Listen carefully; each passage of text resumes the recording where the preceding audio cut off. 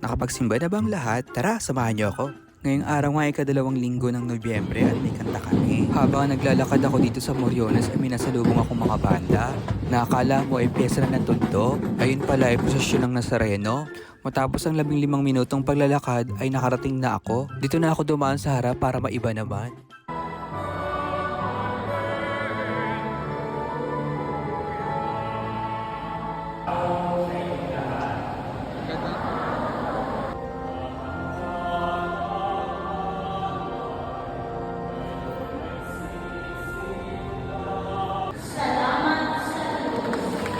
Matapos ng misa ay dumiretso kami sa Musicam Sacram Formation sa pangunguna ni Roldan Paras.